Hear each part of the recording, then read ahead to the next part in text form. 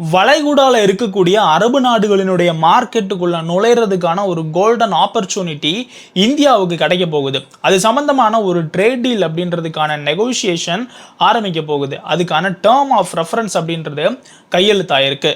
ஐரோப்பிய யூனியன் கூட இந்தியா ஒரு ட்ரேட் டீல் சைன் பண்ணாங்க. அதுக்கு இணையான மக்கள் தொகை கொண்ட ஒரு மார்க்கெட்டாக தான் இந்த வளைகுடா நாடுகளில் இருக்கக்கூடிய அந்த 6 நாடுகளும் சேர்ந்து வச்சிருக்காங்க. இந்த ஜிசிசி அப்படின்ற மாதிரி சொல்லுவாங்க, கல்ஃப் கோஆபரேஷன் கவுன்சில். இந்த கவுன்சிலில் 6 மிக முக்கியமான பணக்கார வளமான நாடுகள் இருக்காங்க.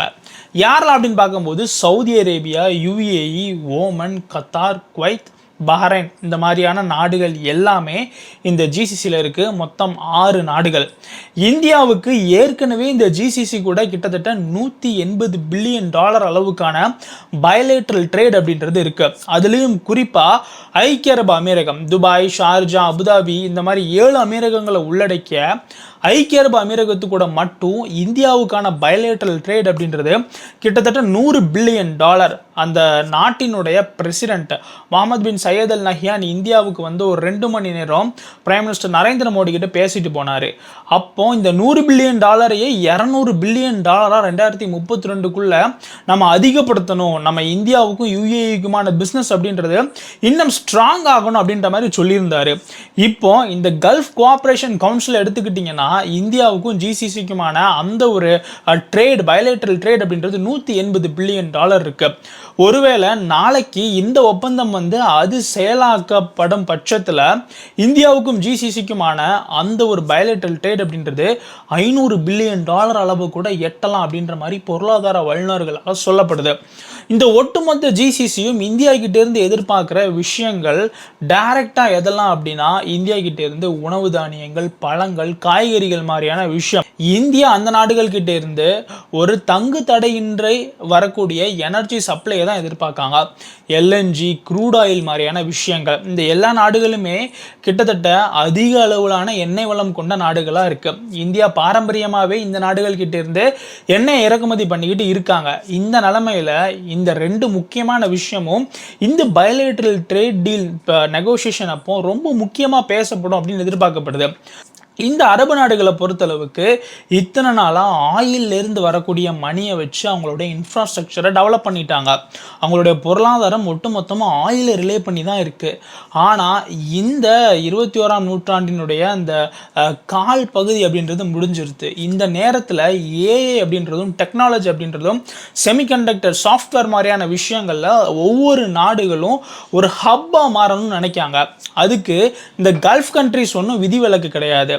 ஏற்கனவே துபாய் மாதிரியான நாடுகள்லாம் ஃபின்டெக் ஏஐ ஹப்பாக இருக்குது இன்னைக்கு அந்த கல்ஃப் பிராந்தியத்தில். அதே மாதிரி மாறணும் அப்படின்றதுக்காக தான் சவுதி அரேபியா மாதிரியான நாடுகள்லாம் முயற்சிக்காங்க.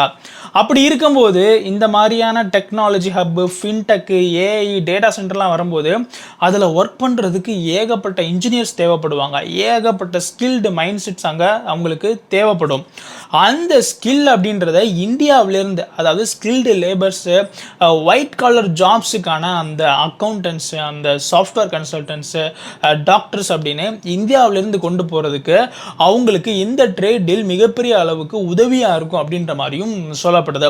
அதே நேரத்தில் இந்த கல்ஃப் கண்ட்ரீஸ்க்கெலாம் இந்த ட்ரேட் டீல் மூலியமாக இந்தியா சார்ந்த ஒரு டிஃபென்ஸ் பேக்டும் போடப்படும் அப்படின்ற மாதிரியும் டிஃபென்ஸ் வல்லுநர்கள் சொல்லுதாங்க. ஏற்கனவே யுஏஇ கூட நமக்கு அப்பேற்பட்ட ஒரு ஃப்ரேம் ஒர்க் இருக்கு. சவுதி அரேபியா, பாகிஸ்தான் கூட போட்டிருக்காங்க. ஆனால் அது வந்து அந்த அணு ஆயுதத்தை மையப்படுத்தி ஈரானை மிரட்டணும் அப்படின்றதுக்கான ஒரு காரணம். அதையும் தாண்டி ஏமனில் பாகிஸ்தான் வீரர்களை வச்சு அந்த ஹவுத்திகளை சமாளிக்கணும் அப்படின்ற மாதிரியான ஒரு காரணம். ஆனால் இந்தியா கூட அவங்க போட போகிறது அப்படின்றது அவங்களுக்கு பல ஆயுத இறக்குமதிக்கு உதவிகரமாக இருக்கும். ஏன்னா இந்தியா இன்னைக்கு ஆயுத உற்பத்தியில் ஒரு மிகப்பெரிய நாடாக உருவெடுத்துக்கிட்டு இருக்கு. ஸோ ஐரோப்பிய யூனியன் கூட, நம்ம அமெரிக்கா கூட ட்ரேட் டீல் போட்டிருக்கோம். அதுக்கடுத்து ஒரு மிகப்பெரிய ட்ரேட் டீல் நம்ம இந்த ஜிசிசி கவுன்சில் கூட போட போகிறோம். ஆனால் ஏற்கனவே இந்தியாவுக்கு ஓமன், யுஏஇ மாதிரியான நாடுகள் கூடலாம் ட்ரேட் டீல் அப்படின்றது இருக்கு. இப்போ இந்த ஜிசிசி ஒட்டுமொத்தமான ட்ரேட் டீல் அப்படின்றது வரும்போது இது மிகப்பெரிய சாதகமான ஒரு அனுகூலமான சூழலை இந்தியன் கம்பெனிஸ்க்கு அந்த இடத்துல உருவாக்கி கொடுக்கும். நிறைய அரபு நாடுகள் இந்தியாவில் இன்வெஸ்ட் பண்ணுறதுக்கு காத்துக்கிட்டு இருக்காங்க. ஸோ இந்த மாதிரியான பல விஷயங்கள்லாம் ஒரு மிகப்பெரிய ஆப்பர்ச்சுனிட்டியாக நமக்கு இன்னைக்கு இருந்துகிட்டு இருக்கு. ட்ரேடுக்கான மினிஸ்டர் பியூஷ் கோயல் அவர் தான் இந்த மாதிரியான எல்லா நாடுகள் கூடயும் இந்தியாவுக்கான அந்த ட்ரேட் டீலை ஃபைனல் பண்ணுறதுல ஒரு மிக முக்கியமான காரணமாக இருந்திருக்காரு. ஐரோப்பிய யூனியனுக்கான ட்ரேட் டீல் சைன் ஆகும்போது கூட ஐரோப்பிய யூனியனுக்கான அந்த ஒரு பிரசிடென்ட் உர்சுலா வாண்டர்ல என்ன சொல்லியிருந்தாங்க அப்படின்னா, பியூஷ் கோயல் மட்டும் இல்லைனா இந்த ஒரு விஷயம் நடந்திருக்காது அப்படின்ற மாதிரி சொல்லியிருந்தாங்க. அவரை ஒரு டஃப் நெகோஷியேட்டர் அப்படின்னே வெஸ்டர்ன் மீடியாஸ்லாம் புகழ்ந்தாங்க. ஸோ இந்த மாதிரியான இந்தியாவு கூட பல நாடுகள் ட்ரேட் டீல் சைன் பண்ணுறதுக்கு பல பேரோட முயற்சி அப்படின்றது இருக்குது. அதில் மிக முக்கியமானவராக நம்மளுடைய கேபினெட் மினிஸ்டர் பியூஷ் கோயல் அவர் இருக்கார் அப்படின்றது பல நாட்டினுடைய தலைவர்கள் வெளிப்படையாகவே சொல்லுதாங்க. பல வெஸ்டர்ன் மீடியாஸும் அதை பற்றி எழுதுதாங்க. இன்னொரு பக்கம் என்ன அப்படின்னு பார்க்க போனோம் அப்படின்னா, இந்த February 5 அப்படின்றத காஷ்மீர் சாலிடாரிட்டி டே அப்படின்ற மாதிரி பாகிஸ்தான் கொண்டாடுதாங்க. இந்த காஷ்மீர் சாலிடாரிட்டி டே அப்படின்னா என்னன்னா, இந்தியா வந்துட்டு காஷ்மீர் ஆக்கிரமிச்சு வச்சிருக்காங்க, இந்தியா அங்கே மனித உரிமை மீறல் பண்ணுதாங்க, அந்த மக்களை பாகிஸ்தான் மீட் எடுக்கணும் அப்படின்னு பாகிஸ்தான் முழுக்க இந்த காஷ்மீர் சாலிடாரிட்டி டே அப்படின்றது கொண்டாடப்படும். அங்கே இருக்கக்கூடிய ரீஜனல் இன்ஸ்டிடியூஷன்ஸ், எஜுகேஷன் இன்ஸ்டிடியூஷன், அதையும் தாண்டி பல மத வழிபாட்டு தலங்கள் அப்படின்னு ஆரம்பிச்சு பாகிஸ்தான் முழுக்க இருக்கக்கூடிய எல்லாருமே இந்த நாளுக்கு காஷ்மீருக்கு ஆதரவாக பாகிஸ்தானுக்குள்ள ரேலி நடத்துவாங்க. இப்படி தான் பல வருஷமாக பாகிஸ்தான் பண்ணிக்கிட்டு இருந்தாங்க. ஆனால் அவங்க ஆக்கிரமிச்சு வச்சிருக்கக்கூடிய பாகிஸ்தான் ஆக்குபைட் காஷ்மீர், கில்கித் பல்கிஸ்தான் மாதிரியான இடங்கள்லாம் இது வரைக்கும் அவங்க ஒடுக்குமுறையின் கீழே 1,00,000 மக்களை கொண்டு இருக்காங்க.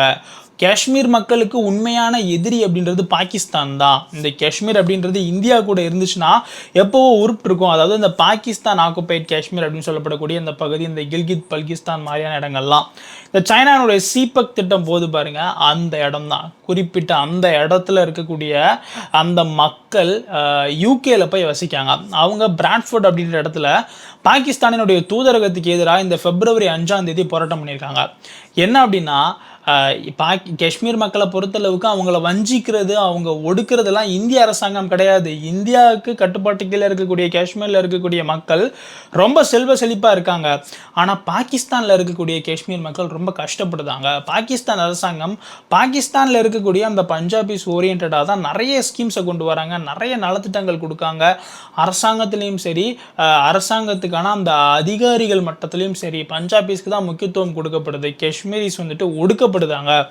ஸோ காஷ்மீருக்கு உண்மையான விடுதலை அப்படின்றது பாகிஸ்தான் கிட்டே இருந்து தான் வேணும். பாகிஸ்தான் ஆக்குபைட் பண்ணி வச்சிருக்க காஷ்மீர் அப்படின்றது இந்தியா கூட இணையணும் அப்படின்னு ஒரு மிகப்பெரிய போராட்டத்தை பாகிஸ்தானுக்கான தூதரகத்துக்கு வெளியே யூகேல வச்சு காஷ்மீர் சம்பந்தமான ஒரு கட்சி ஒருத்தவங்க நடத்தியிருக்காங்க.